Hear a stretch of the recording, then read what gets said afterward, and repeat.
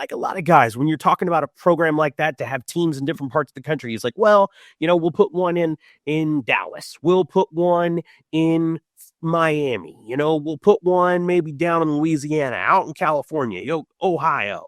And Hoover said to him, he's like, put one in Kansas City. And Trent, if I remember, I kind of looked at him, he was like, other than the fact that you're there, tell me why. And Hoover said without even hesitating, he was like, because the kids in Kansas City need it more than they do in those other places. He said, there is talent in this area. Thanks for listening to KC Sports Network, proudly presented by Emprise Bank. If you're thinking about starting a business or know someone who is, check out Emprise Bank's SBA loans. It's always good to know your options, and they can be your partner in possible. Hello and welcome to the Verbal Commitment Podcast here on the Kansas City Sports Network, brought to you by Home Field Apparel. I'm Kevin Flaherty, and I'm here with Ryan Wallace from GoPowerCat.com and 24/7 Sports. And we're talking about the world of local recruiting from Kansas and Kansas City prospects to the college classes at Kansas, Kansas State, and Missouri. Tonight, we have a special guest in Randy Withers of Jayhawk Slant and Rivals.com, someone with as many ties to Kansas City as you'll find playing here, coaching here, and covering recruiting in high school football here. We'll have a fun game looking back at some of the recent stars across the metro area planned as well. As always, if you like what you're hearing, tell your friends about us, subscribe, hit that like button. Go ahead and comment down below. Leave us a 5-star review wherever you get your podcasts, like Apple or Spotify. All those things help us to grow the show and put us in front of more people like you. This week, we should have a breakdown of next week, we should have a breakdown of Kansas, Kansas State, and Missouri's 2025 classes on National Signing Day with the help of guests. But that's next week. And Ryan, right now, let's get an alarm for the absolute heater Kansas is on right now in 2020. Whoa. That alarm is amazing. We're leaving it on. But since the last time we filmed, Kansas has added a whopping 6 players in the 2026 class, and a 7th is coming. Kansas general manager Rob Ianello sent out the bat signal picture, which means another player has committed to the Jayhawks. But as of shooting this, player hasn't made his announcement. We'll talk about that, I'm guessing, either next week or even the week after if we go ahead and focus on signing day next week. So let's talk about the guys we do know about. That include 3 local players, in-state offensive lineman Caden Snyder of Salina Central, fellow Kansan Josh Galbraith of Lawrence. He's a linebacker. The Jayhawks went into the other side of the state line to pick up Platte County tight end Jack Oots. Moving further out of the area, Kansas landed commitments from Denton Geyer speedster Corbin Glasgow of Texas. Went just slightly up to Oklahoma for Edmond Santa Fe defensive lineman Landon Anderson. And finally up to Indiana for offensive lineman Malachi Mills of Westfield. Ryan, I like Anderson a lot. He's one of my favorites in this class, but let's kind of focus on the local guys here. We've seen all 3 of these guys in person, Galbraith, Snyder, and Oots. Where do you want to start? Let's start with Oots, just because I think that was one that maybe caught us off guard from the simple standpoint that maybe we were all a little bit naive to the relationship that had been built between the Kansas staff and Jack Oots, the connection that he had. I think if time had gone on, right, and we were talking about Jack Oots committing to KU, I don't know if it would has been quite the surprise, but it's the fact that it's January, right, and he's immediately committing with all the offers that he has. I mean, that speaks volumes, I think, not only about the connection that he had with the staff, but also their ability to showcase the tight end position, which is something they did with Andy Kotelnicki, something they did with Coach Grimes, something that they'll continue to do in the future. And Kevin, I like him because, we talked about him before. Like, I think he could be a tackle potentially if he wants to put on the weight. But let's say he is a tight end. He's not a bad tight end. And I think he's really balanced. He's incredibly physical. And so for Kansas fans, you're kind of getting, hopefully, a guy that can learn under like a Carson Brune, and continue along kind of that similar type mold, while also allowing Kansas to continue to go after a guy like Ian Premer or other, more skillful jumbo receiver type tight ends, which is obviously what the Jayhawks are going to try to do here in the rest of this 2026 class. Finish strong. with, of course, a guy who's considered number one by many in the state, Ian Premer. Yeah. Speaking of number one in the state, the number two guy, I think, in the state, according to 24/7 Sports right now, is Caden Snyder, who's ranked as a 4-star recruit there. A guy that not necessarily, I don't want to say we don't like him, but we had him further down in our in-state rankings than 24/7 Sports has right now. Of course, we saw him at Kansas State camp. He was coming off a mono. He was really slender at the time. I think we felt like he looked probably in the 230s at the time, but wasn't a good look for him. Like it wasn't. Yeah, but you look at him now, he's up over 260 pounds. The frame is starting to look a little bit more. I still, Ryan, don't know that we would have him as like the top 5 guy, maybe not quite even a top 8 guy. And that's not a knock on Caden. I think we like some of those other guys in the state.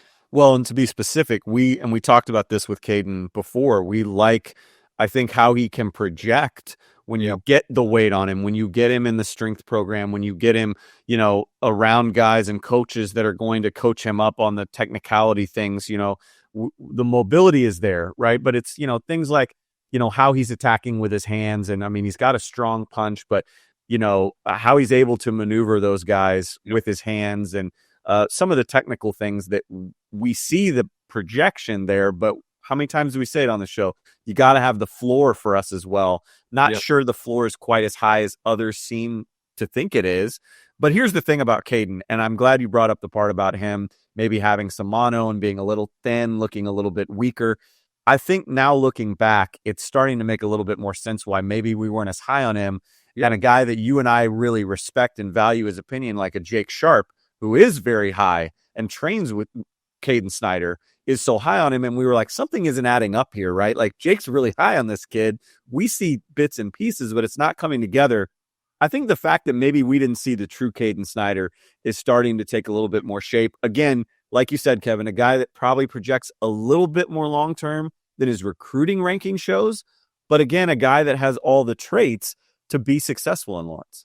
He's a really skilled big guy too. Somebody who made 6 3-pointers in a basketball game last year. You always like it when your offensive line prospects are good basketball players. The other one in this equation is a guy who has just a ton of upside in Josh Galbraith. And for those of you who don't know, we had Josh Galbraith on the show in terms of interviewing him after a game earlier. We've talked about Josh quite a bit. Just sort of the Cliff's Notes version, Ryan. Guy who's a tremendous athlete, still learning some of the linebacker type stuff. And to be fair, when we saw him against Gardner Edgerton, he had just moved to Mike that week. And if you're thinking about teams in Kansas, you do not want to play when you are playing middle linebacker for the very first time. It's that flex bone with Gardner Edgerton and how well they run it. Still thought he acquitted himself well. Still thought he showed enough for you to be like, this is why Josh Galbraith is a great prospect. But also I'm really excited to see where Josh Galbraith goes as the football aspect catches up to the fact, because there aren't a whole lot more athletic linebackers, not just in Kansas, but period, Ryan. Well, I mean, he's a mature guy. He's kind of got this old air about him in a good way, right? Like just a guy that I think is going to be focused, straight as an arrow. Obviously he's got some Kansas ties in the family. And so I think he'll wear that jersey, proudly. And it's a special thing, I think, for him, maybe more than say an out-of-state guy, right? That doesn't have the connection. But I'll tell you what, you brought up the Gardner Edgerton game. And I felt like maybe he came out of that game disappointed in himself a little bit, maybe thinking that we might kind of downgrade him or whatever. I came out of that game thinking like even more highly of Josh Galbraith, because all we had seen to that point is, well, you said tremendous athlete. He can play some like jumbo wide receiver where they're, throwing him jump balls up there. Clint Bowen, you probably could have thrown to him even more this past year if you wanted to. But then beyond that, before Gardner Edgerton, it was mostly that kind of see ball, get ball, the hybrid outside linebacker that was a lot of blitzing, a lot of just pursuit. And so the question was always like, can he really be more than that at the next level? Or is he just a situational guy? I thought the Gardner Edgerton game proved to me that, while he's got, some projection and some things to learn in terms of, the fundamentals of being a linebacker and how to maybe cover the run a little bit better, you got to be physical first and foremost. And he kept coming over and over and over, knowing I'm about to get blown up in this run fit, but I'm going to give him all I've got all game long. I thought that spoke volumes about the tenacity, the motor, the physicality. So big fan of Josh Galbraith. And like you said, excited to see, how long it takes him to get, acclimated to the college game at linebacker, and then how KU plans to use him. Let's move back to 2025 real quick. The three main recruiting services came out with their final rankings in the class of 2025. If you're wondering why we aren't including ESPN in this, we've talked about it on previous episodes. It's interesting to see where each of 24/7 Sports, Rivals, and On3 came in. Two Kansans received 5-star ratings across these. Blue Valley Northwest Andrew Babalola, who signed with Michigan, was a 5-star according to 24/7 Sports and On3. And Kansas State signee Lincoln Cure of Goodland maintained his 5-star rating on 24/7 Sports, finished just outside of that range on On3. Ryan, interestingly enough, we've talked on the show about how Tennessee signee Deson Brame had as good a senior year as anyone. Mm-hmm. And Rivals finished this cycle with the Derby product atop their Kansas rankings. Yeah, that was probably the surprise. I think when you look at those comparisons, the one thing, though, that also jumps out to me, and it was something that we kind of talked about on this show, is it was a pretty solid 4 to 5. You knew it, you can vary the order as you see. Some did kind of at 4 and 5, or, at 1 in the case of Rivals with Brame over Babalola. But, for the most part, other than Juju Marks being in the top 5 at Rivals, I thought there was a pretty strong consensus of who the 5 guys were in whatever order you like. You and I have said nonstop, we're probably a little bit higher on Jaden Woods than others are. But again, knowing the progress that Babalola made, Cure obviously being Cure, Brame the season he had, you understand why Jaden Woods is number 4. I thought what was interesting more for me about how the rankings ended up shaking out was some of the love and the orders that we saw. Oh, as I knock my, there's no alert. There's no alert here. I got excited and hit the button. Was kind of how the order shook out after that, after the top 5, really. It could have gone. And for us, and I don't want to cut you off, I was just going to say real quick, for us, we have like a consensus 6 because you and I have the same guy at number 6 here. And if you look at it, On3 had the same guy at number 6 that we do. Yeah. I mean, Brock Heath ended up getting a 4-star to finish off his high school recruiting career from On3. And I like that. Whether he's a 4-star or not, he's in our opinion, the 6th best player in the state. Yep. Technically, fundamentally, we've talked about. I mean, he's just so sharp. There's nothing that you have to worry about with him from a motor and an effort standpoint. He's going to pick up stuff really quick in Manhattan. But yeah, the other, it was interesting beyond that, Kevin. Let's just put it that way, in how you see some guys on there. Mason Richmond makes it from Rivals. He's nowhere to be seen on the others. I thought he was undervalued from a 24/7 Sports perspective. You see 24/7 giving love to Schmelsley. On3 went with Drayton Knoll. So it was interesting. I think on3 with Jackson as well. And that's another one that we probably would have agreed with being a top 10 guy.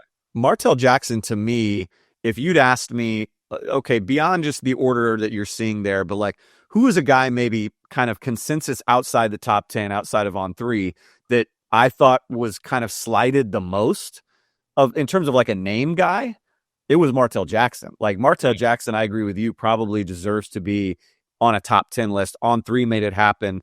I think there's a lot to like about Martell Jackson, where he was as he finished his career Derby, where he's going to be at K-State. That to me was mine, Kevin. I'm curious to see if there was a guy out there kind of name value. I know there's a guy deeper on the radar that we thought probably deserved a little bit more recognition, but probably still would have been outside the top 10. Was there anybody like a Martell that you thought maybe deserved a little bit more consensus love to finish in the top 10?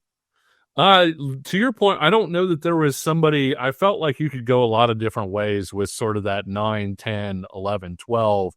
A guy that I liked just right around that range that you were making reference to, Jackson Rumford, who's headed to K-State from Scott City. I think you look at the football stuff, it's great. You look at the basketball stuff and the athleticism, It's terrific. He's a guy that I feel like is really underrated. But no, I mean, there are a lot of guys in that sort of 9-10 range. Like, I like Schmelsley in that 8 to 12 range. I like Bryson Hayes in sort of that 8 to 10 range. I like Martell Jackson in that 8 to 10 range, but probably at like 8. And so I do think that there are some consensus guys, a guy that I feel like would maybe be in that 8 to 12 conversation for me, but wasn't necessarily, I feel like for the different sides was Rumford. I thought K-State got a really nice player there. Yeah. Overall, I thought, again, the consensus was there's about 4 to 5 guys here that are really solid. Outside of that, it's kind of whatever you see on film. We differed from all the sites. The sites kind of differed from themselves. But some guys were kind of projected a little bit higher than others. I liked Rivals going a little bit higher with Mason Richmond. I don't know if I would put him that high. But yeah, again, speaks to the depths that I think Kansas recruiting has come. I mean, that you wouldn't be going 15 deep, 5, 6, 7 years ago. And interestingly enough, we can kind of talk about that progress with the guy we've got coming up soon. Absolutely. After the break, we'll be talking with local recruiting analyst and coach Randy Withers. But first, we wanted to tell you about our friends over at Home Field Apparel. Whatever kind of gear you're looking for to support your favorite school, Home Field has you covered with t-shirts, sweats, coats, quarter zips, and everything in between. Kansas, Kansas State, and Missouri fans all have more than 40 items to choose from. So head on over to homefieldapparel.com. Use the promo code link below in the description, and you can get 15% off your first order. We'll be right back. Looking for tickets for your next event? Tickets for Less is your #1 source. Save big on every purchase when you use promo code KCSN at ticketsforless.com. Welcome back to the Verbal Commitment Podcast, sponsored by Home Field Apparel. We're joined now by Randy Withers, recruiting writer and podcaster with Jayhawk Slant and Rivals.com, and coach with Epic 7 Midwest. Randy, thanks for joining us. Guys, it's so funny because I know the three of us, we've covered recruiting for so long. We've always talked about doing something like this, and it's only taken us, since 2012 to finally do this. Sorry. I'm super stoked for this. Randy, obviously, like, we've known each other for more than half of our lives at this point. For those of you who don't know, we both played at Shawnee Mission Northwest. Randy was a little bit ahead of me. But I still kind of think of you as like the Forrest Gump of Kansas City. And what I mean by that is it feels like you have ties to just about every major event or thing that's gone on. Like, you played in the Metro, you walked on at Kansas, you worked with the Chiefs, you covered recruiting for multiple networks and Scout and Rivals. You won state titles as a coach at Bishop Miege. You've done high school analysis for 810 varsity and done like color commentary as well as being on the radio. You coached 7-on-7 for Epic Midwest. You've also done stuff around the community in terms of, working with youth and on health, different things like that. All of that is a really long way to say it feels like you've had your fingers in kind of everything on both sides of the Metro. I think it's just a really nice way of saying, hey, you're old. and you probably should have been diagnosed with ADHD sooner than you were. It's really been awesome to be able to do as much as I have in football. We are all, the three of us, we love this game so much, and it has been something that has just been a mainstay throughout my life. And, when you finish playing, one of the guys that I had the privilege to coach with, Tim Grunhard, he always said, he goes, it ends for all of us. And it 99% of us, it's not by our choice. Somebody else is going to tell us that we're done, and unless you are literally the greatest of the great, and he's right. And when that time comes, you're at such a loss trying to figure out, okay, how can I continue to be involved in this? And even when I was in high school, my high school coaches knew that I wanted to coach. My college coaches, Mark Farley, who's the longtime head coach at Northern Iowa, he was my position coach at Kansas, and he allowed me as a walk-on to ask why way more than I ever should have been allowed to. But I've gotten to do some really awesome things, and through recruiting, kind of like you guys have gotten to meet some great coaches, parents. Also some really unusual parents, coaches, and Yeah, I think we've all been there. I think that, if we could probably come up with an all helicopter parents draft. That's a story for another time. But yeah, I've been really lucky, and I'm excited to be able to join you guys and do something like this that I've been thinking about. You mentioned this to me, Kevin, maybe a week ago. I was literally just getting over the flu, and immediately, like, just in my head, started seeing spreadsheets and lists of names, and texted my buddy Chad Rader with 810 Varsity. Like I told you guys, within 5 minutes, he had texted me like 200 names, and Chad's like, as typical Chad, he's like, these are just off the top of my head. If I thought about it, I could give you some more. And I was like, okay, it's okay. I wanted to touch on Epic 7 before we got into draft. How did that whole thing start, and how have you seen sort of the local 7-on-7 picture change over the last several years? Because this is an area that got into it, later, respective to having traveling teams and things like that than you saw in California and Florida and Texas and all these different places. Absolutely. 7-on-7 was something that I got into when I was in high school. When I played at Northwest, there was a league for the Sunflower League that was out at Heritage Park in Olathe. And we were awful, by the way, because we were a wishbone team that was playing 7-on-7, and so you can imagine what that like for kilos out there. I mean, we could play defense, but we were defensive. Our secondary played against option teams all day, so we can have big guys that could really cover. But I always loved 7-on-7. It was a lot of fun to me, and when I was at Miege, a lot of my stuff goes back to Miege, so forgive me. Even as a public school kid, a lot of my football stuff goes back to Grunny and the guys at Bishop Miege. I coached with a guy named Justin Hoover, who everybody knows. Hoove is, Hoove's been on the show. Yeah, friend of the show. Friend of the show. Friend of the show, Justin Hoover. I like that. One of my great friends, one of the best people I've had a chance to meet and work with in coaching. And he came to me and was like, hey, I have this opportunity. And he said, he called me. He was like, I want to sit down and talk with you about this. And that kind of, I knew something was up. And Hoove had worked, as I'm sure he's told you guys, with Trent Dilfer, had been working with him, the Elite 11 and everything. And Dilfer had the idea. He was like, this 7-on-7 thing, he was seeing kind of the dark side of it really starting to come out, the things that we all heard about, the fights, the brawls with officials, stuff like that. Becoming AAU basketball, right? Like that was a common complaint for a while. Exactly. And Dilfer said, I want to do it a different way. I want to have programs that we play the right way. We approach it almost like high school teams. We are not about showboating and me. It's about us. We as a team, we celebrate as a team.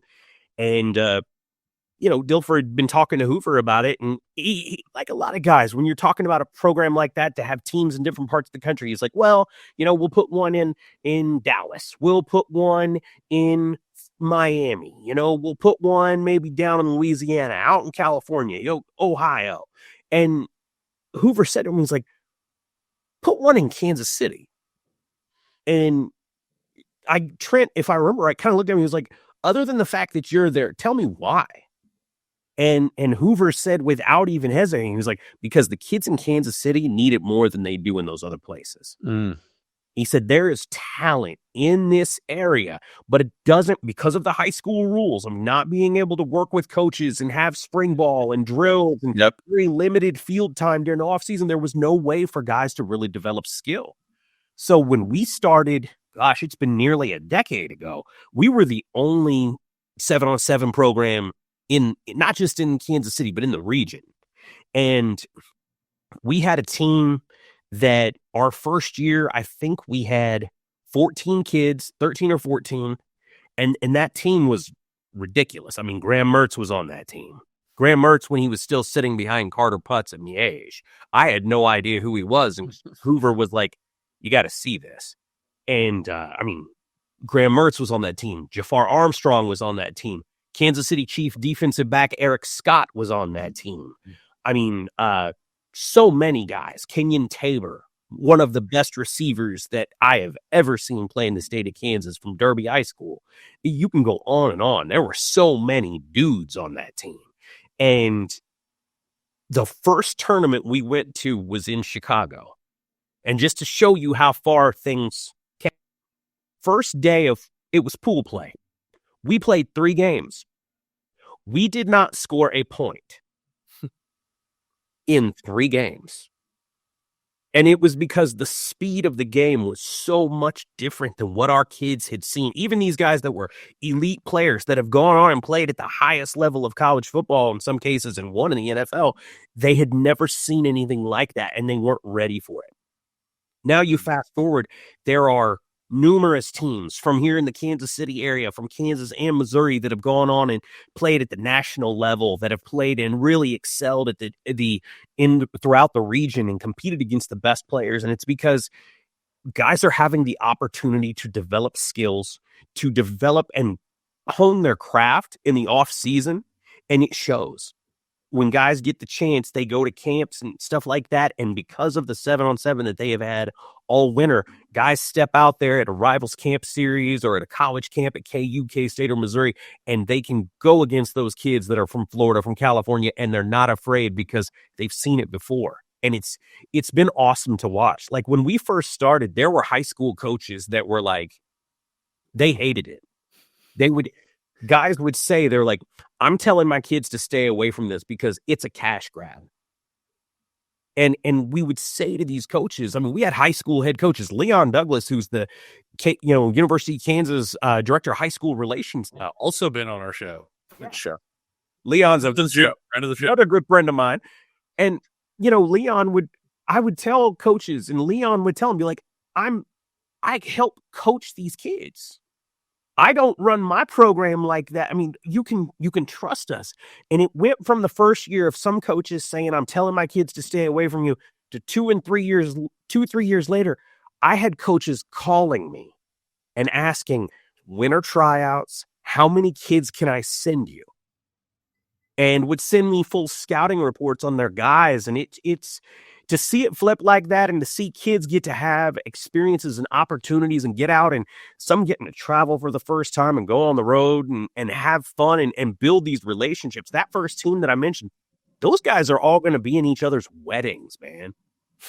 I mean, they're getting that old. It's reaching that point, but like they all stay in touch, and they're all friends. And I know not every team is like that, but it's cool, when you like working with teenagers and coaching and teaching. That's one of the things that you enjoy seeing, are the relationships that they build together, because that's what's going to last. Because that's, I think, for those of us, I know, Kevin, you and I have talked about it a lot. That's the thing that you remember about high school football, that experience of those guys that you're in the locker room with, and that you were close with, and that you shared those memories with. And it 7-on-7 gets kids other opportunities to have more memories and play more and really get to have the experience that they want. Because sometimes the kids that we would get were coming from programs where, you guys hear this story, coach might not help them with recruiting. They might not get a chance to play as much. They're stuck behind a kid that's older than them. And we just gave them a chance, gave them a way to play. And it's something, obviously, I've talked for 5-7 minutes now. I think about this. It's something that I had a lot of fun with, and we love doing it. And yeah, when Dilfer said something to Hoove, it was like they lit a match, and it's been awesome to watch it go. Speaking of fun, we wanted to have a little bit of fun this episode, and Randy, Ryan, and I, we've each covered Kansas City high school football, or followed Kansas City high school football and recruiting to some extent for the last 20 plus years. So we decided that we're going to have a draft. We're going to each take a quarterback, running back, wide receiver / tight end, offensive lineman, defensive lineman, linebacker, and defensive back from the 2005 class on. Each player can only go once, and we're drafting for what we thought of them as prospects. So it's not as high schoolers specifically. It's not what their careers were after the fact. So this is what we thought guys were when we saw them. So you could get some guys who made it all the way to the NFL, are still finding success, And you could find some guys who didn't make it in college for one reason or another. Either way, should be a lot of fun looking back. Randy, you are the guest of honor. So do you want to start this off? I know Ryan did want to say something real quick about strategy, though, in terms of, because people will say, why did you take this guy in Right. round and not earlier? But I think it's important, whether it's Randy's first pick or any of our first pick or the order that we take guys. Obviously, we are thorough in our research. We came prepared for tonight. We do not know who everybody's taking yet, though. And so because of that, you kind of needed to come with a spreadsheet and think of it as, we're not just, if Randy picks a quarterback, it doesn't mean that Kevin and I have to take a quarterback, for instance. You kind of want to take a player maybe early that you say, maybe that position isn't that deep. Maybe I like the guy at 1 better than my backup options there so much that I need to go ahead and try and get that early. And maybe there's some positions that are so damn deep that you'd be happy with your 4th or 5th option. And therefore you might, wait around on that a little bit. I'm also, you guys don't have to do this, but I also wanted to pigeonhole myself, make it a little bit more challenging, that within the time frame that Kevin talked about, 2005 to current, I wanted to only speak about guys that I physically saw because of what Kevin talked about. I wanted to be able to say, this is what I liked about them when I saw them, not on Huddle, when I saw them. So it limited me, but it made a little bit more fun exercise for me personally, but also, maybe that's why some of my picks, you guys are, I can already hear the chat and the Twitter and everything. Like, you guys didn't pick him. I'm sure there's going to be somebody we left off. And also there could be a guy that I loved, but I just didn't see. So anyway, without further ado, let's give the floor over to the commissioner. Randy Withers, you are on the clock. My phone, I'm ready for it to ring. I'm accepting offers to trade back out of the first pick. Trying to figure out where to go is tough here. I think I'm just going to start at quarterback, because of all the positions that I think we've seen, that is the one that still we don't see a ton of elite quarterbacks come from this area. However, at one point, we may have had maybe the best quarterbacks that we have seen in the entire era that we're talking about through 2005 to 2025. They may have all played at the exact same time, and most of them been in the same class. From that group, I'm going to take Graham Mertz. All right, the board. Graham Mertz is gone. Why Graham Mertz, Randy? Graham Mertz, first off, like I mentioned earlier, he was one of my 7-on-7 kids, and seeing his arm talent up close, I don't know if I've ever seen a high school kid with that kind of accuracy, first off. Second off, just being able to make field with very good touch. He's somebody that was willing to compete. Stepped out from behind Carter Putz after sitting for 2 years at Miege, and goes to Blue Valley North and leads them to back-to-back state championship games. Better athlete than he got credit for, I think, as he had to show during his time over the last couple of years of Florida, where he had apparently no offensive line. I think Graham's probably the most talented passer that I've seen in my time covering recruiting in this region.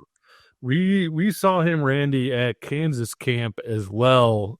He wound up going up against the guy who was committed to KU, and wound up going, was it to Houston, and just put on an absolute show. I mean, Graham was terrific. That was about as good a quarterback play as I can remember at a KU camp. I can't remember the guy's name, but yeah, he played at Houston. He's in the league now. He's a backup in the NFL, but they stood there and they just matched throws. I had never seen two kids side by side throw like that. The only thing I'd seen close to it was getting to later see Graham. Clayton Tune.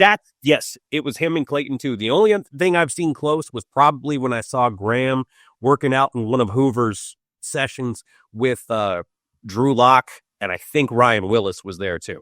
Yeah. And yeah, that was nuts. All right, Ryan, I'm going to struggle with this the entire episode, just so you know. Ryan, you have pick number 2. Graham Mertz is off the board. Where are you going? I am going to go to a position again that I just feel like, in my opinion, the guy that I had number 1 that I'm going to pick was just head and shoulders for me above anybody else. And, Randy went a little bit deeper back. I'm going with a guy that we actually just talked about on the show already. 2025 senior. And granted, he's probably more of a defensive end, but they played him at linebacker this year at Mill Valley. Jaden Woods is coming off the board for me. Just an outstanding athlete. Again, he can play a little Mike. When you need him, you can shift him around to play outside linebacker. So he's going to give me some pass rush ability. Give me Jaden Woods. I'm very happy about it. I think all 3 of us got our number 1 picks, by the way. So the first round went according to plan for everybody.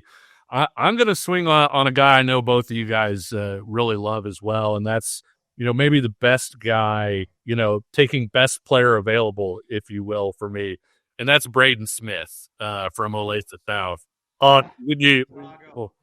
When you look at the talent that kid had, he was just incredible in the weight room. In addition to that, I remember watching him with Randy and talking about the flexibility that he had, in terms of he would pull and go through a hole and he would squat down and almost, like you were on a jamming machine, and it was like things that big shouldn't move like that. And so I really think if we're talking, best players / prospects in the Metro, he might have been the best guy that I've seen in terms of that. He's certainly up there and in that discussion. And also a kid, real quick, guys, that I remember Rob Cassidy or somebody, maybe it was you, Kevin, that went and talked to him kind of about recruiting. And all he wanted to talk about was, if I don't make it in football, I'm going to be a pumpkin farmer. Yep, the pumpkins, man. Love the pumpkins. Out of either must be. I live near Olathe South. There's got to be land down here or somewhere that he had the ability to do some pumpkin farming. One of my favorite coaches that I got to know over the years, and I still will reach out to occasionally. Jeff Gorley was the head coach at Olathe South when Braden was there, and it was funny because Gorley grew up an Alabama fan, huge Crimson Tide fan, and he had to take Braden to camp at Auburn, right? And also at Alabama. And yeah, he told me a story about they were getting ready to go see Coach Saban at Alabama, and Braden, he just seemed kind of nervous, and Gorley asked him what he was like, I really don't think my mom is watering my pumpkins right. And yeah, he loved the Braden. Yeah, for sure. So with one quarterback being gone, because this is a snake draft, so I get to go next, I'm going to go ahead and take the second quarterback off the board, and I'm going to go with Bubba Starling, one of the best athletes that I've seen. Wasn't a super consistent passer because they never asked him to be. They basically said, you're big and you run 4.3, go be big and run 4.3. And a guy that put up, just humongous numbers. You look at, I think he won the Simone, if I remember right, rush for 2,400 yards, right about 31 touchdowns, type of average 14 yards a carry. I mean, while rushing for over 2,000 yards. Uh-huh. But the type of athlete, and those of you who watch this from Kansas City, played for the Royals in baseball, was the number 5 overall pick, also averaged 28 points a game in basketball. I mean, that's the type of athlete that we're talking about here. Just an absolutely dominant player, signed with Nebraska, obviously never made it there because he went on to play baseball. But in terms of building this team out, I thought, and I saw Bubba a couple different times, including I was covering the Army All-America Bowl that he was down at as well. So got to see him against some of the best players in the country. And Bubba Starling is my pick at quarterback. So that means it's back to me. Yeah. I got a quarterback that's still on the board. So you know what? I'm going to leave him alone. Yeah, and, you can and wait I'll until come the I'll seventh come back round to him because later. nobody's going to take him. So again, I'm going to go and order a position that was a little bit thinner for me. I mean, there's still definitely options there, guys, but I really like the versatility of the guy that I'm going to take at defensive back from the class of 2020. Give me if you need him to go out and cover corner, he's going to cover corner. If you need him to play safety and help, come into the box, run support, whatever, he's got it. Dante Manning from Raytown High School is off the board. I just when I went and saw him play, they were playing North Kansas City back at Dante's senior year. Went out there mainly to see some of the guys from North Kansas City, but obviously it was a chance to see Dante in action. Dan Lanning was there repping the Georgia Bulldogs, and within a minute, it was apparent why Georgia brought a guy all the way to Raytown High School. Dante Manning was the real deal. Kick returns. Again, corner, safety. I think they played him at receiver with Devontae Key on the other side. Like, Dante Manning was a dude. Happy that he's Team Wallace now. The best, and this is no slight to anybody, because I think we're going to see in about a year, Dante Manning's going to make a lot of money. Dante Manning is the most natural defensive back from a hips and staying in phase. I mean, he came out, he didn't need to, but he came out and tried out for Epic 7. And it's cool when you realize a kid is special as an athlete, but it's exciting when you see somebody like that that's also a special person. He was coaching other kids. He wasn't talking trash like I'm better than you. No, he was literally helping other kids get better. And, it was wild because we told him, we're like, look, you don't need us. We would love to have you, but you don't need us. And yeah, that's a great pick. That is an absolutely fantastic pick. You got the snake now, Randy. You got back-to-back now. Oh boy. Well, I am going to go. You took the first offensive lineman off the board. I think I am going to go offensive lineman with this pick. I have never seen a 16-year-old kid. He's going to do it like this. He took him from me. Jaden Roberts is the most unreal physical specimen, as freaky as Braden Smith was, and he looked like Ivan Drago. He literally did. Kid was 6'5", 200 pounds with like 6% body fat. Just ridiculous. Yeah. Jaden Roberts at like 16 was 6'6", 325, and you could not run around him. He was huge.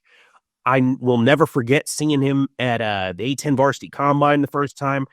He just an absolute freak. He just announced the other day on Twitter he is returning to Alabama for his final year as well, where he is now a multi-year starter after playing for 2 years at Aquinas, then transferring to Houston North Shore, where was he a 4 or a 5? I think it depended on where you worked, where you looked. Just a phenomenal, massive human being. Also think is going to make a good amount of money.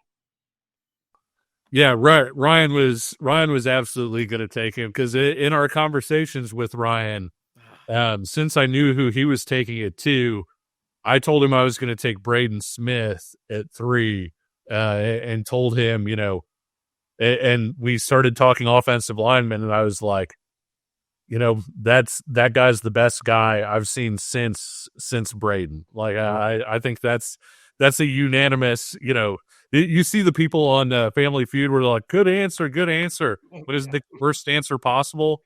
This is actually one where I think everybody's kind of like, yeah, that's a good pick. I knew as soon as I said anything about the frame. Yeah, I was like, I know. Lion, the three of us stood there together and we didn't know what to make of that. I thought that was somebody's dad. In fairness, I think he became some people's dads over the course of and the best part, maybe my favorite part, and again, just funny little things, when he would giggle And it was hysterical because it was this high-pitched voice coming out of this giant human being. And he and Luke Grimm are still very close friends. And he would just basically carry Luke around like almost like a parrot on his shoulders. It was hysterical. Well, I'll just never forget and never get over the fact that, again, not to, belabor this draft any more than we have, but like there was a video that I had that kind of went viral in the K-State community, and it still gives me nightmares, of Matthew Roberts and Jaden Roberts at Aquinas, and me asking Matthew on camera about K-State or whatever, and he's like, basically, in a roundabout way, like, just waiting on the offer. I pan to Jaden, and Jaden puts his arm around his little big brother, and he says, package deal, package deal. And K-State didn't offer. And he might not have ended up at K-State. Like, Jaden was going to get interest from everywhere, but it's a stinger. Okay. All right, Randy, you got another one. I am going to go with somebody that is, to me, is an absolute legend in Kansas City, and I think deserves to be remembered. And I think that's something that we're going to work on together, hopefully, here over the next maybe few months to make something cool happen. I am going to take defensive back from Shawnee Mission West High School, Andre Maloney. Whereas Dante Manning was the most technically sound, he was born to be a shutdown corner and can also set the edge with his size. Andre Maloney, when he committed to turn, we've seen a lot of bad KU recruiting, and we have talked about it.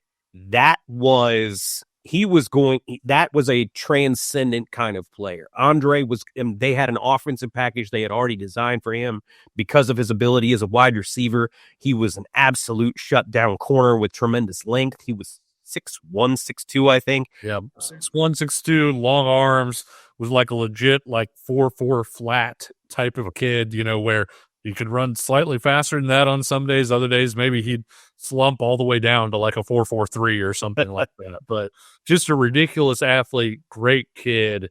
Like you said, two-way ability. Just all of those things. For those that may not know, Andre suffered an aneurysm after a long breakaway touchdown in a high school football game. Got back to the sidelines and just kind of went down, and that was that. And he passed about a week later, and it was one of the most tragic losses we've ever seen in Kansas City at the high school football community. I mentioned Tim Grunhard. That was when Grunny was on staff at KU, and Andre was his recruit.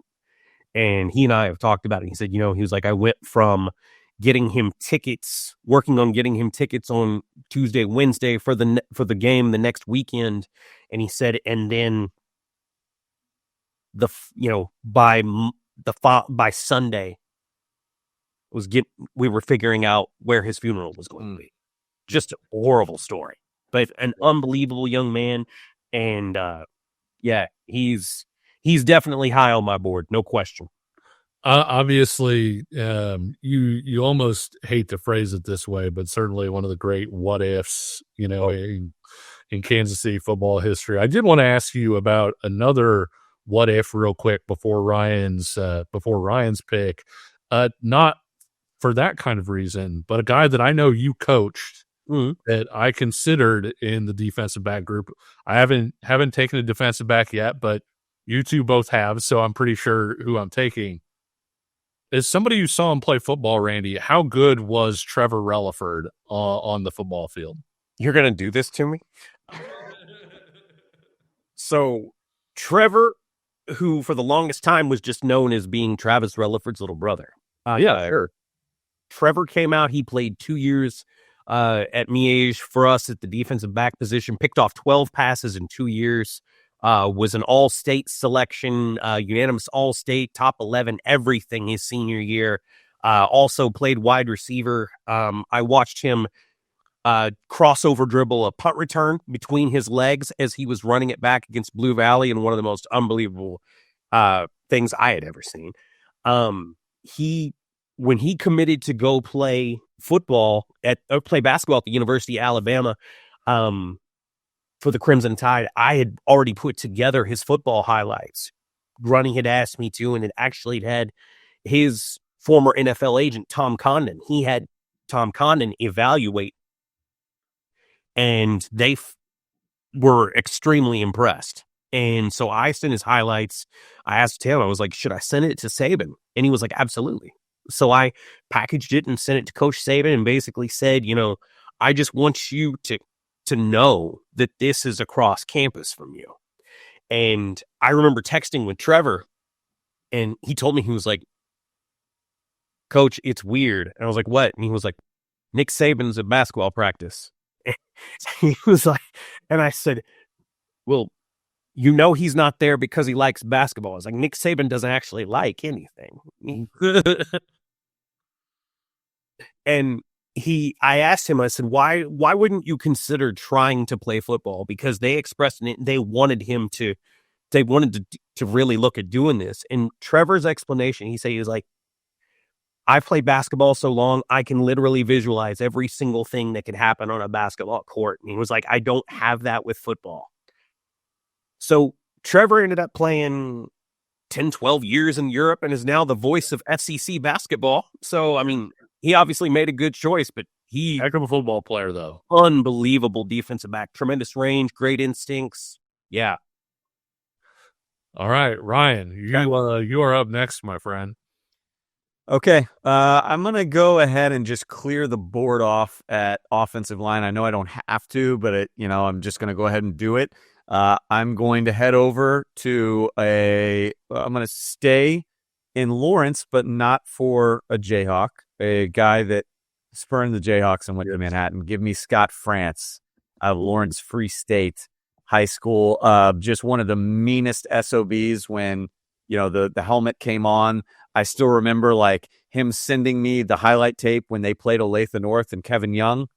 And it was kind of like on behalf of the recruiting industry, is this your king? Is this your guy? And just manhandled them. I love guys that were mean and aggressive.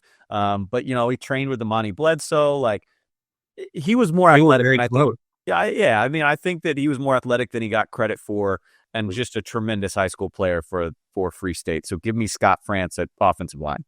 For those of you who don't know, basically for the parameters of this, we looked at the area where the Simone Award is selected. And so for those of you who are watching saying, they said Casey Metro, why is he picking a guy from Lawrence? Well, Lawrence guys are actually in competition for the Simone. It stretches a little bit beyond the Metro borders, but Lawrence is in that border. Had to set the border somewhere, and so we decided to go ahead and use the borders for the Simone Award.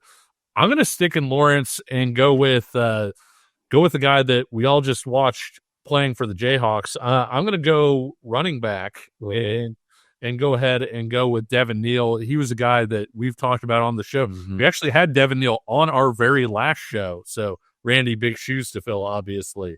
Mailman. But Devin was a guy that there have been some really good running backs to come out of Kansas City over this time period. Devin was a guy that when you saw him, when you talked to him, you came away saying, there is no way this kid can fail. They're just, you talk about floor and ceiling, and Devin's ceiling was relatively high. His floor was not that far from his ceiling. You just didn't see a way that he wasn't going to work out. Very excited about the prospects of him landing in Kansas City with that 66th pick to start the third round. Just saying. Your shot. I am seriously considering doing something really mean to Randy right now. And, go for it. And taking somebody that he coached who was a really high level prospect at Bishop Miege. But I think I'm not sure I can do it. I think I'm going to go ahead and pass for now. Watch him not take him on his next pick either. I'm going to go with linebacker because I feel like linebacker is one of the weaker spots here when you're looking at it. Somebody may wind up taking Isaiah Simmons. Isaiah Simmons was a guy that I didn't consider at linebacker because of the fact that watching him in high school, I didn't see him as a linebacker. And so He doesn't want to be a linebacker. And so I felt like it would be cheating to take that guy and be like, oh, yeah, Butkus Award winner, first-round draft pick. I didn't see him that way. And so I'm sticking with guys that I thought. I wound up, my number 3 is not that far from my number 1. And I don't know how much Randy's going to remember this guy because I think he was pre-Ryan.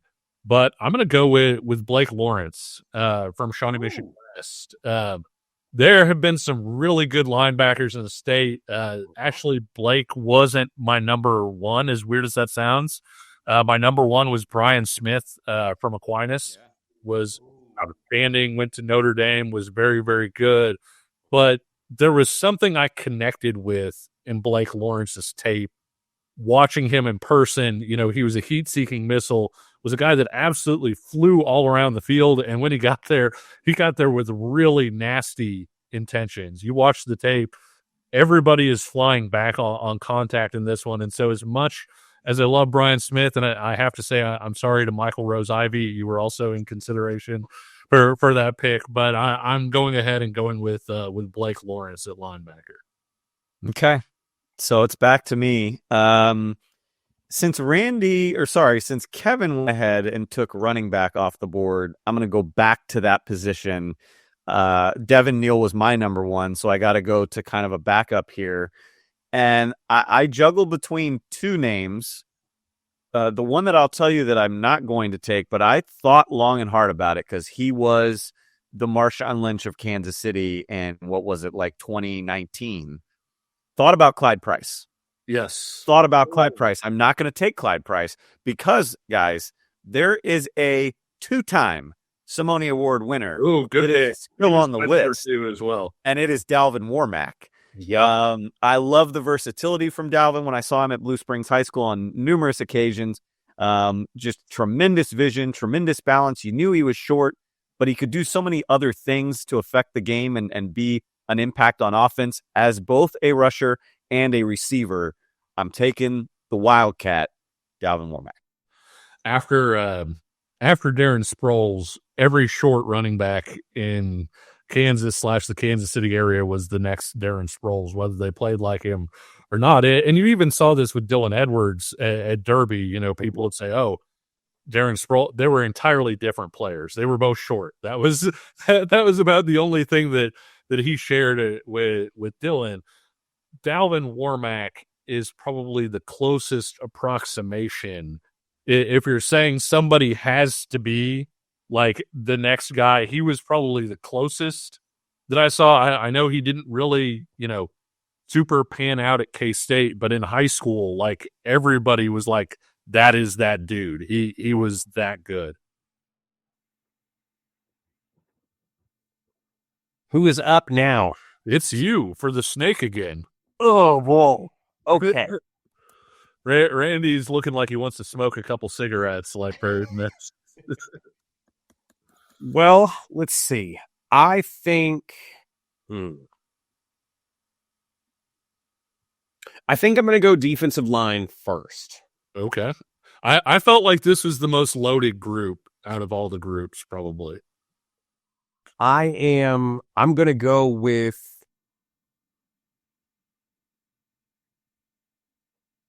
I feel like it would be too I don't know if it's fair for me to take guys that I coached at Miege. Yeah, take them. Okay. Let's see. 32.5 tackles for loss, 26 sacks, and 115 overall tackles as a junior playing defensive tackle that just happened to run 4.55. I'm talking about Shane Ray. Yep, there it is. I wrote down that it was Shane Ray, by the way, before you said who. he's like, what about kids that I taught? And I put down Shane Ray. Like one of just Grunny always talked about guys with first steps, and he said the 2 fastest first steps he had ever seen in his career. One was Derek Thomas. 2 was 1988 Heisman Trophy winner Tim Brown that he played with at Notre Dame. Said the only other person he ever saw was close was Shane.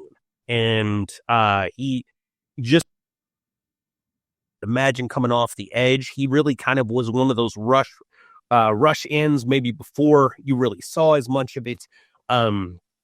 Tremendous run defender that we kind of made him become one. And it was almost like out of spite that he was like, okay, you're going to play me defensive tackle. Well, I'm going to become a really good run defender. And he did. And so, yeah, I'm going to go Shane Ray. And then for my next pick, I almost wanted to go with another defensive lineman. I keep forgetting that we got to go just one in each category. I think just with all the talk of running backs. Actually, no. Okay, I've got a name. I'm going to go linebacker. At linebacker, you were talking about Blake Lawrence. I'm going to go back to our alma mater. I'm taking Mike Rivera out of Sean. That would be great, except you can't do that. Is he not? Was he before by a year? I was thinking who was. Because running backs. I love Devin Neal. As somebody who loves the city as much as we do, I absolutely look to see like when Tony Temple came out and was like, oh man, I can't get that guy. Mike Rivera was literally 2004, so you missed by 1 year. Okay, well in that case, then I took Andre Maloney earlier. I'm going to take one of Andre's best friends and a guy that we all know really, really well. Joe Deneen, out of another Free State kid, Lawrence Free State High School. He was kind of a box linebacker, box safety kid. He separated people from the football better than just about any high school player I have seen. Joe had tremendous range, just a competitor, played on some really horrible teams at Kansas, but was an extremely stand-up guy and is now one of the top young assistant coaches in the country. And announced today he is returning to the staff at University of Kansas to work with Ince Leipold and recruit local. Joe I loved watching him. I loved calling Free State games on 810 Varsity just to see how forcibly he could remove someone from the football. All right, Ryan, you are up next. Okay, I'm going to go D-line. It's super deep. There's still a lot of options out there. Mm-hmm. And for as much as I want to go back in time with you guys here for a second and really like maybe impress some folks with a guy that I love from the 2010 class by the name of Lucas Vincent. Yep. I'm not going to do Lucas Vincent. I really thought about going Lucas Vincent here. I really did. Mm-hmm. But guys, if I can get a 2-for-1 deal, I'm going to do a 2-for-1 deal. Oh, there it is. Give me Carlos and Khalil Davis from Blue Springs High School. They were a year behind Dalvin and Elijah and Caleb Pruitt. And who else was on that team? The wide receiver, Darius Shepard. An incredible team.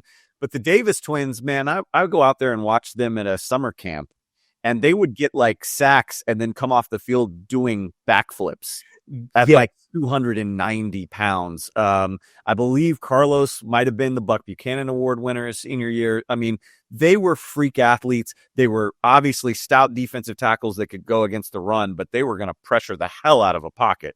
And I get both of them because that's part of the deal. They're twins now. Don't make me pick one. I'm going back-to-back Blue Springs with Dalvin Warmack and the Davis twins.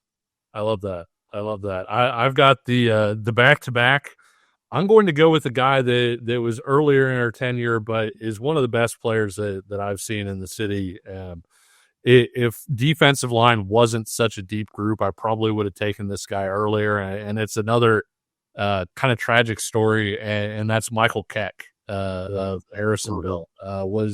Was a guy who was just an absolute dude. Played linebacker. I actually thought about putting him at linebacker, but I always kind of thought he was more of an edge kid, and so I'll take him as a defensive lineman. Great athlete, aggressive, terrific hands. For those of you who don't know, really struggled with CTE, who didn't make it at Missouri after a couple of years, transferred to Missouri State, I believe, before quitting football. Had a lot of issues related to CTE and ultimately wound up passing.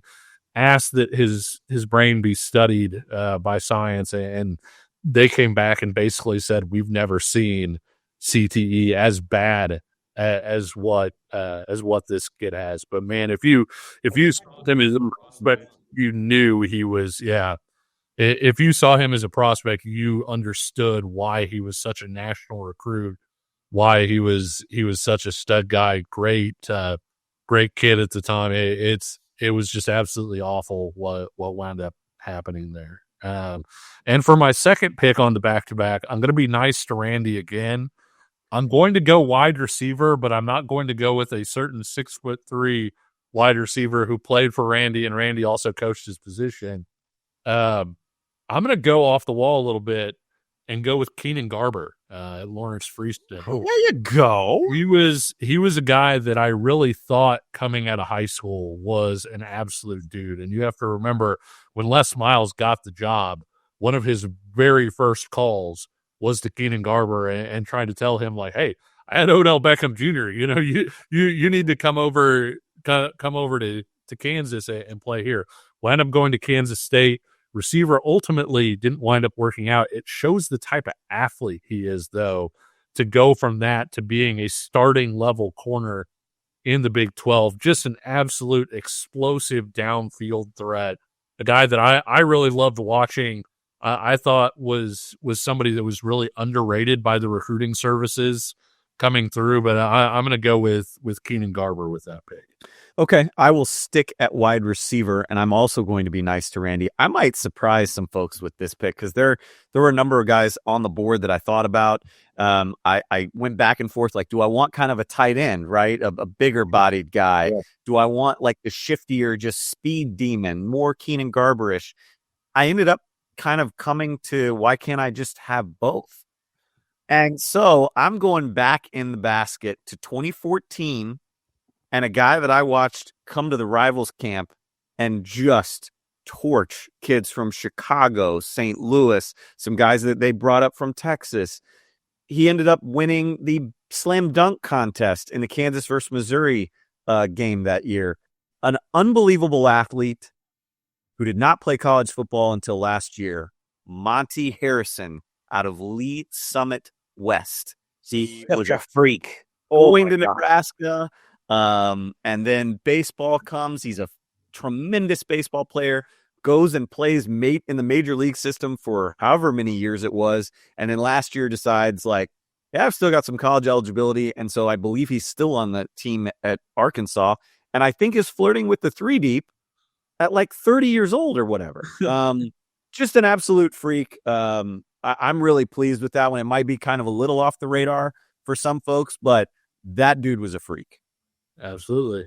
I had him on my list. In fact, I had him as my number 2 wide receiver. Monte was, man, he was a dude. Well, I'm guessing I know who your number 1 wide receiver is, but maybe I'm wrong. I am going to go ahead and I'm going to end the suspense, and I am taking Justin McKay. There it is. Justin McKay, class of 2010, was one of my guys at Bishop Miege, 4-star. We actually had him when scout.com was a thing. He was our number 7 player in the country at one point, ranked as a 5-star, played wide receiver and outside linebacker. Rivals, we had him as a 4-star. He signed with Oklahoma out of high school, was an Army All-American, just an absolute freak between offense, defense, and special teams.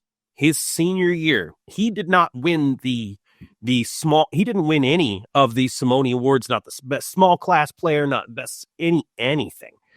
He scored every 3.9 times he touched the football. Whether it was a return, an interception, a fumble, a handoff, or a catch. And yeah, I don't know if I've ever seen anyone with legs like his and that like to just run over, around, and through people like he did as a wide receiver. I am taking Justin McKay. And yeah, I think everybody was probably not going to argue with me or try to take that one from me. So I appreciate that. I do it. All right. The 6th round was 3 straight wide receivers. Randy, I believe you have running back left, correct? Yes. And I am going to kind of going back. I am going to Blue Springs again. All right. I'm going Darian Miller. He was on my list. Nice. Darian Miller was one of the most dominant high school backs. You talk about Dalvin Warmack, and Dalvin was unbelievable in high school. But to see Blue Springs go from Darian Miller to Dalvin Warmack was ridiculous. Darian was so fast, tremendously physical. One of the things that I really felt separated Darian was his balance. You don't see that. I know that sounds like kind of an obscure thing when you're talking about players. He could take contact and continue to roll. Was just a holy terror with the ball in his hands. And kind of a slithering running style, like in terms of, it was almost like slaloming a little bit down the field. Oh, I like that. He's a slaloming runner. That's pretty good, Kevin. I'll take that. Thanks. I appreciate that. So is it me? I believe it's you, and I believe you got quarterback, right? Yeah, just dropped into my lap, my number one pick, and my number one guy at that position. I get him with my last pick, Drew Lock, folks from Lee Summit High School. I got a chance to watch him go toe to toe with Ryan Wallace and several other guys at one of the kind of original, probably 8-10 varsity combines, and was just blown away by him. Again, the touch, the accuracy, a much better athlete than I think people gave him credit for, even at the college and NFL level. He was everything in high school, and then it turned out that way, obviously in Missouri and on into the NFL. But yeah, I'm really happy with getting that pick here at the end. It's funny because neither one of your quarterbacks were in my top three, but they were all like inconsiderate. I think that's how deep the position is. I mean, Randy, did you have either Bubba or Locke in your your top three at quarterback? My top three, Drew was in there, but it was Graham, Drew Lock, and then Skylar Thompson. Yeah. That was my other two were Nathan Shieldhouse, same, and Josh Freeman, and so yeah. I mean, I think that says quite a bit about the level of quarterbacking play that we've seen in Kansas City. I'm going to wrap this thing up. I've got just one pick left, defensive back.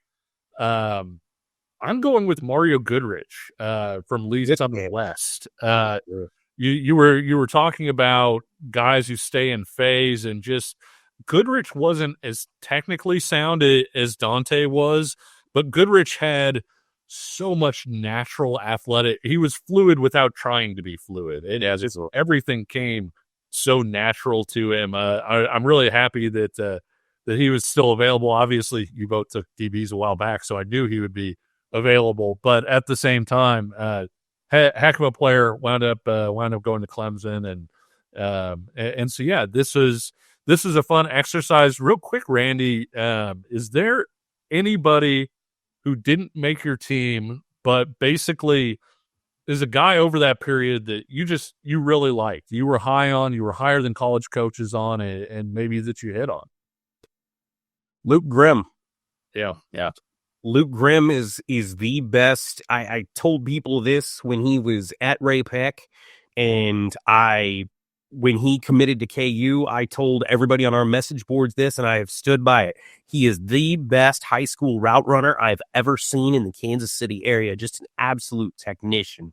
So polished, tremendous hands, much more explosive athlete than I think anyone ever thought. And finishes his career as one of the greatest wide receivers to ever play at the University of Kansas. I absolutely loved Luke. I know all three of us were big on him. Yeah. And he was one of the real gems that Les Miles left in the cupboard for Lance Leipold's staff. How about you, Ryan? Like, who's somebody that you didn't wind up picking for your team, but you were maybe really high on that wasn't considered, just an elite level prospect? Well, I'll go Randy mentioned Eric Scott earlier. I absolutely loved Eric Scott coming out of Baser Linwood, years ago. I thought he was just a tremendous guy. You kind of knew it might take him a minute, but he was going to get there. I loved Jalen Knoll coming out for a lot of the same reasons that Randy just talked about with Luke Grimm, and I hit on that one. But I actually wanted to highlight one real quick that if you want to say I missed on. But I still think in the purposes of this exercise, what he was at the high school level was unbelievable. I just think that he got to the college level. They didn't know what position he was. I think there were some nagging injuries that caught up with him. But a guy that kind of kicked it all off at Mill Valley, and a guy that I went pounding the table for, was Christian Jegan. Yeah. He was unbelievable. Just like the Swiss Army knife back in the day for Mill Valley, kind of before Mill Valley became Mill Valley. That kid was so good. It's a shame it didn't work out. Some guys it does, some guys it doesn't for whatever reason. But, that was a happy, quote, whiff for me, because Christian Jegan was a dude now. Mm-hmm. I just real quick, I loved William Bradley King when he was coming out. He put up your game numbers over at Hogan Prep, I believe, and wound up going to Arkansas State, transferred to Baylor, wound up getting drafted, and he was a guy that I really felt like the local schools, kind of missed on, and felt like he was a guy that really merited a lot of attention for his frame, his athleticism, but also he had an extreme level production. And so all of those things together, I think I really liked. If you're watching along and you didn't follow every pick, that's okay. Don't worry. We will be putting out a list of each of our teams and asking you who you think landed the best squad. You can also head down to the comments below and leave us your thoughts. Randy, for those parents or players who might be watching or wondering how to get involved with Epic 7 or start playing 7-on-7 in general, what do you recommend? The easiest way to get in touch with us, follow us on social media, just at Epic 7 Midwest on Twitter, on Instagram, and you can reach out to us there, epic7midwest@gmail.com if you have questions. And, if the thing that we tell kids too is, just because you don't necessarily make our team, that doesn't mean that there aren't opportunities for you somewhere. There are lots of teams now, and guys can have opportunities. I mean, we've expanded this year. We have a 12 and under team. That still blows my mind. But that's the thing. That's how much 7-on-7 has grown, and the popularity of football that continues to skyrocket in this area because of the quality of college football, the tremendous high school coaching in this area, and it doesn't hurt when you have the Kansas City Chiefs doing what they're doing, and kids saying, "Hey, that looks like fun. I should try that." And where can our followers, where can they follow along with you? Social media, different things, etc. I'm on Twitter at Randy Withers KC, and I'm not always that active. I try to stay up on some of the stuff going on. I stay pretty busy. I work a nonprofit and then everything else that happened that I'm doing football wise. But yeah, if when I'm on there, that's the easiest place to find me. So. Well, thanks again, Randy, for stopping by, and thanks to all of you for watching and listening to the Verbal Commitment Podcast here on KCSN. If you like what you've seen or heard, leave us a like, subscribe, hit us with a 5-star rating, get in the comments section, tell us why you don't like us. And until next time, we'll see you on the trail, and take care.